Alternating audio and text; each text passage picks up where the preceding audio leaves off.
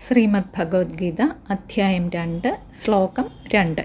Shri ഭഗവാനുവാച കുതസ്ത്വാ കശ്മലമിദം വിഷമേ സമുപസ്ഥിതം അനാര്യജുഷ്ടമസ്വർഗ്യം അകീർത്തികരമർജുന.